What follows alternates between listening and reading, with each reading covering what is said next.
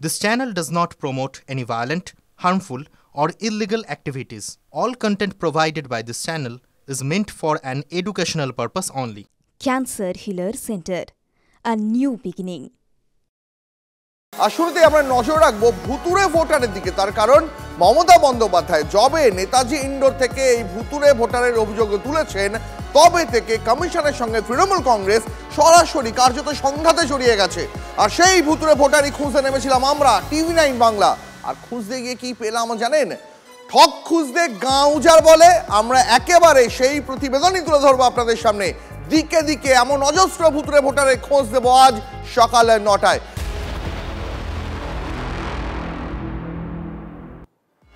যেমনটা বলছিলাম, দুজন নয়, এবার একই এপিক নম্বরে 3 জনের নাম। দিনাজপুরের ঘটনা, দক্ষিণ দিনাজপুরে জোড়া ঘটনার খোঁজ পাওয়া গেল, এমনটাই দাবি রাজ্যের শাসক দলের।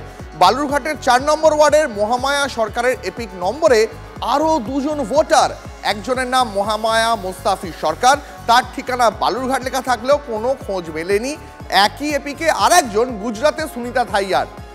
সব নিয়ে কথা বলবো। আমাদের সঙ্গে রূপক এই মুহূর্তে সরাসরি রয়েছেন। রূপক, এই একটা এপিক নম্বরে একজন নয়, দুজন নয়, একেবারে সরাসরি 3 জনের খোঁজ পাওয়া গেল। এখনো পর্যন্ত আর ইন ডিটেল কি জানা যাচ্ছে?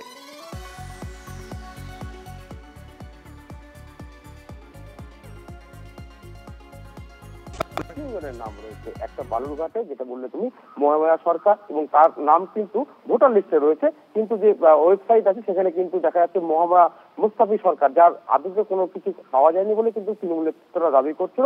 আর একটা গুজরাটে যে তুমি বললে সুনিতা। ঠিক একই রকম ভাবে পুষ্পনী বিধানসভার বাসিন্দা গোবিন্দ হালদার, তারও কিন্তু এই একই ঘটনা ঘটেছে। তার এপিক কার্ডে 3টে নাম দেখা যাচ্ছে। সেই ঘটনা কিন্তু আরো বেশি আশ্চর্যজনক, কারণ হচ্ছে এই গোবিন্দ হালদার বর্তমানে প্রতিরামে থাকেন। প্রায় 10 বছর হলো তিনি শ্বশুর বাড়িতে তিনি থাকছেন, এখানে প্রতিরামে কাজ করছেন। এই গোবিন্দ হালদারের যে এপিক নাম্বার, তার নাম্বার দেখা যাচ্ছে গুজরাটের এক বাসিন্দা যার নাম কমল রজনী, তার নামে রয়েছে। সেই কমল রজনী গুজরাটেও যিনি যেমন তার ভোটার কার্ডের নাম রয়েছে, ঠিক একই রকম ভাবে কিন্তু তপন বিধানসভা প্রতিরামের নাম রয়েছে। এই কিন্তু গোবিন্দ হালদার আমাদের সঙ্গে রয়েছে। কি সমস্যায় পড়েছেন আমরা কিন্তু সরাসরি শুনে নেবো। কি সমস্যা হয়েছিল, আপনি কখন জানতে পারলেন আপনার এই বেকার 3 জনের নাম রয়েছে? এটা যখন আমি ট্রান্সফার করতে নিলাম তখন আমি জানতে পারলাম যে এটা 3টার নাম আছে।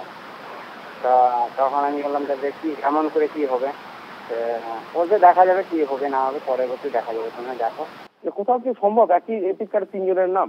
না, এটা তো হয় না, এটা তো হয় না যে একই এপিক কার্ডে 3 জনের নাম থাকে। কতটা চিন্তায় রয়েছেন এখন? চিন্তায় আছি, অনেকটাই চিন্তায় আছে। দেখো, এই যারা তৃণমূল নেতৃত্বরা যখন এই স্কুটনি করতে বেরিয়েছিল, যারা প্রথম ধরেছিল সেই প্রতিরাম গ্রাম পঞ্চায়েতের প্রধান রয়েছে পার্থক্য, তার সঙ্গে কথা বলে নেবো। যখন এনার বাড়িতে এলাম তখন আমরা দেখলাম যে এক এপিক নাম্বারে 3 জনের নাম।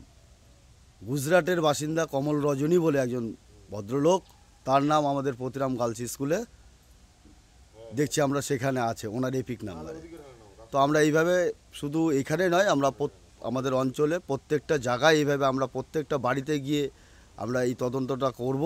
আমাদের দিদির নির্দেশ মতন যত ভোটার আছে আমরা সেগুলোকে এখান থেকে আমরা আমাদের যা নির্দেশ আছে সেই মতন আমরা কাজ করব। এটা যখন আমি ট্রান্সফার করতে চাইলাম তখন দেখা দিচ্ছে যে এটা একটা গুজরাটে একটা নাম দেখাচ্ছে আর একটা মনে করো গঙ্গারামপুরে একটা নাম দেখাচ্ছে। মানে নামটা দুটা, মানে একটা হচ্ছে গোবিন্দ, একটা হচ্ছে কমল রজনী। তো এটা নিয়ে আমি ট্রান্সফার করতে চাইলাম। অনেকে বলছে যে এটা আর হবে না, তা আমরা পারবো না, এটা তুমি বিডিও অফিসে নিয়ে চলে যাও। হচ্ছে এরকম তো অনেকেই দেখা যাচ্ছে, 2-4টে দেখা যাচ্ছে, মানে এটা একটু মুশকিল হবে। তো বললাম যে এমন করে হোক তোমরা একটা সমাধান করে দাও। এখন কি দেখছেন, কয়জনের নাম দেখা যাচ্ছে? এখন নাম দেখা যাচ্ছে 3 জনের। আপনার নামও আছে? না, আমার নামটা একটু মানে ওইদিকে দেখা যাচ্ছে, কিন্তু এইখানে দেখা যাচ্ছে না। এপিক নাম্বার রয়েছে? হ্যাঁ, এবং আরো 2 জনের নাম রয়েছে? আরো 2 জনের নাম রয়েছে, কিন্তু ওটা কোনো কি হবে না হবে মানে খুব টেনশনে আছে। কতটা চিন্তায় রয়েছেন? খুব টেনশন আছে। আমাদের প্রতিনিধি রূপক দক্ষিণ দিনাজপুরের ছবিটা দেখালো। এবার একটু কোচবিহারে নজর রাখি। সেখানেও একই ব্যক্তির নামে 3টে ভোটার কার্ড। কোচবিহারে পাওয়া গেল একই এপিক নম্বরে একই ব্যক্তির 3টে ভোটার কার্ডে মহিলার স্বামীর নামও এক, তবে বিধানসভা, পার্ট নম্বর আর সিরিয়াল নম্বর আলাদা। একটি মাথাভাঙায়, একটি আলিপুরদুয়ারে এবং আরেকটি ফালাকাটায়। স্ক্রুটিনি করতে গিয়ে কার্যত চোখ কপালে তৃণমূল নেতাদের। ভুয়ো ভোটার খুঁজতে অভিযানে বেরিয়ে এমন সব বিস্ফোরক তথ্য উঠে আসছে বলে দাবি তৃণমূল নেতা পার্থপ্রতিম রায়ের। আর এই নিয়েই শুরু হয়েছে তরজা। এতদিন পর্যন্ত ভোটার কার্ডের নম্বর এক থাকলেও নাম এবং ভোট গ্রহণ কেন্দ্র আলাদা ছিল। এবার একই ভোটারের নাম রয়েছে 3 জায়গায়, প্রতিটি ক্ষেত্রেই যার কার্ড নম্বর এবং স্বামীর নাম এক। এই গোটা ঘটনায় কোচবিহার জুড়ে শোরগোল পড়ে গেছে। এপিক নাম্বার এক, ভোটারের নাম্বার এক, এমনকি ভোটারের স্পাউস নেমও সেম, কিন্তু 3টি বিধানসভা সেই ভোটারের নাম। এটা কি করে সম্ভব? ভুতুরে ভোটারের সন্ধান এরকম ভুতুরে ভোটারে ছেয়ে গেছে বাংলার ভোটার লিস্ট। বিজেপি চক্রান্ত করছে, তারা বাংলায় ক্ষমতা দখল করতে পারেনি, ব্যাকডোর দিয়ে ক্ষমতা দখলের তাদের লালসা হয়েছে, তাই এ ধরনের তাজ্জব কাজ নির্বাচন কমিশনকে দিয়ে হয়তো করাচ্ছে। একই ছবি আরামবাগেও, সেখানে ভুতুরে কাণ্ড। দিব্যজীবিত করে কমে খাচ্ছেন, অথচ ভোটার তালিকায় তারাই মৃত। 2024-এর লোকসভা ভোট দিয়েছেন এরকম ব্যক্তি ভোটারের খাতায় মৃত। 1-2 জন নয়, 13 জনের খোঁজ মিলেছে। আরো বিস্তারিত এই নিয়ে কথা বলবো। আমাদের সঙ্গে আরামবাগ থেকে তন্ময় রয়েছেন এই মুহূর্তে। তন্ময়, ঠিক কি অভিযোগ, তৃণমূলে তারা কি বলছেন, পাল্টা বিরোধীরা কি বলছে, ইন ডিটেল জানবো।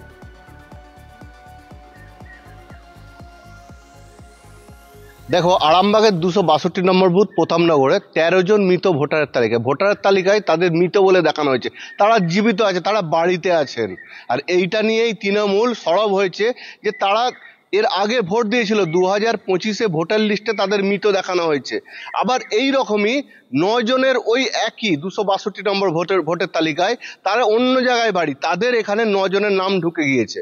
আর যেটা নিয়ে সরব হয়েছে তৃণমূল নেতৃত্ব এবং বিজেপির দিকে অভিযোগ করছে। আর বিজেপি বলছে তৃণমূল এইসব নাটক করছে, এইসব কোনো কারণে হয়ে থাকতে পারে। এটা যারা ভোটার লিস্ট সংশোধন করেছিল তাদের ব্যাপার, তাদের দেখতে হবে।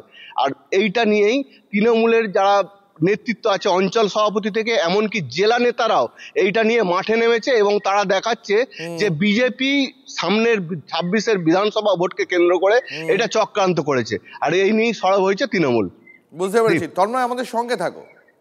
ব্লকে যা নিচে আরামবাগ ব্লক স্কিমার পাচ্ছি নি, কন্ট্রোল দেবে না, তারপরে জমির কিছু টাকা পাচ্ছি নি, চক্রান্ত করে এগুলো করানো হয়েছে। এগুলো তো ঠিক নয়, কারণ আমরা হচ্ছে প্রকৃত জেনুইন ভোটার। এই খবর পেয়ে তড়িঘড়ি বুথে পৌঁছন আরামবাগের জেলা তৃণমূল চেয়ারম্যান স্বপন নন্দী। ভুতুরে কাণ্ড সামনে আসতেই শাসক বিরোধী শিবিরে চাপানুতোর।